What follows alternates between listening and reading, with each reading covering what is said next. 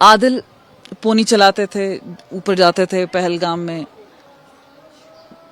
जिस तरह से हुआ ये पूरी घटना अंजाम हुई, वहां पे बताते हैं कि आदिल ने बहुत बहादुरी से काम किया। टूरिस्ट के साथ थे तो गन छीनने की भी कोशिश की। किस तरह से आप देखते हैं, वो शुरू से बहादुर थे, क्या हुआ था उस दिन? वो तो पहले से ही ऐसा था, वो गलतियों के खिलाफ था। कोई भी अगर गलत बोले तो उस पे जकड़ जाता था। ये इसके बचपन की आदत थी। तो ये वाक़ा ऐसे पेश हुआ कि 3 दिन पहले बारिश थी और चौथे दिन धूप निकल आई। ऐसी धूप निकली, रोशनी निकली, लेकिन अंधेरा हो गया। तो उसी दिन ये 22 अप्रैल को 8 बजे यहाँ से मजदूरी के लिए पहलगाम में चला गया। और ये चला गया तो हम अपने घर पे अपने काम पे लग गए।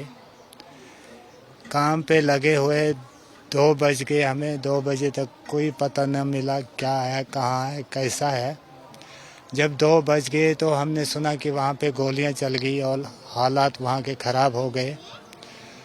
तो हमें बहुत परेशानी उठानी पड़ी, जिसकी वजह से हम इसके फ़ोन पे कोशिश कर रहे थे, फ़ोन कर रहे थे, लेकिन वहाँ जहाँ ऊपर बायसरन है वहाँ पे नेटवर्क नहीं है। उस वजह से 4:30 बजे तक कोई फ़ोन ना लगा।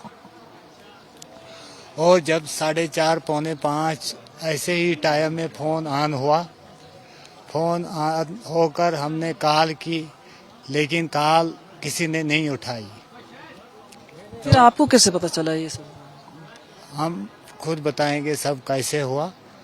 तो जब हमने कॉल की तो हमें पता ना चला, क्या कोई फ़ोन नहीं उठाता है। हमने सोचा क्या पता ये भी शहीद हो गया, यहाँ किसी आर्मी वाले के पास या पुलिस वाले के पास इसका फ़ोन है, जैसे कि जमा कर लेते हैं।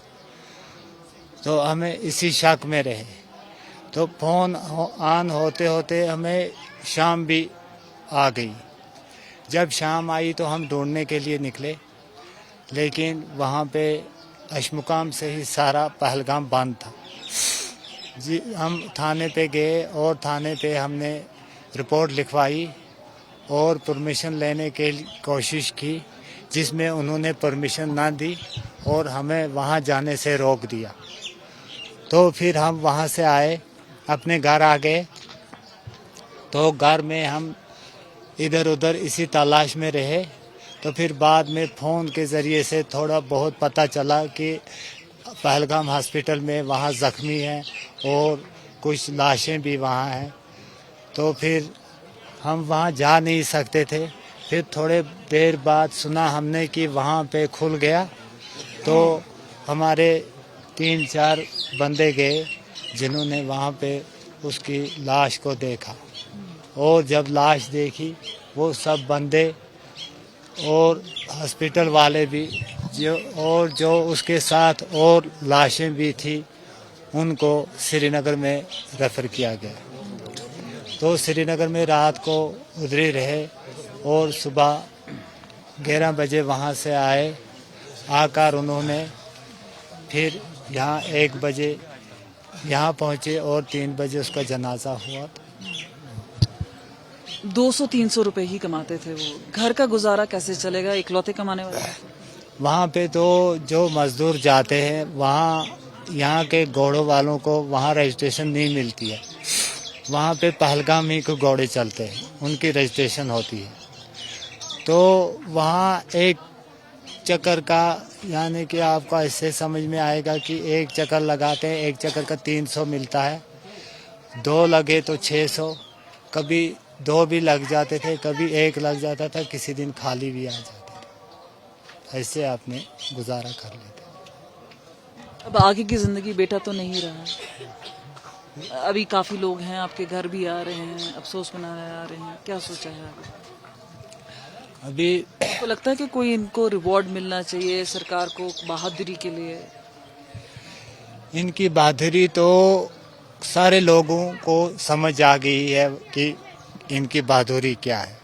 वो खुद सोच सकते हैं, खुद देख भी सकते हैं क्या है क्या नहीं है, तो खुद कर भी सकते हैं जी। एक पिता के नाते क्या महसूस करते हैं आज उनकी बहादुरी से? जी महसूस फक्र तो इनकी बहादुरी पे बहुत है, लेकिन उन 25 आदमियों की लाशें या उनकी मौत होने का बहुत दुख है।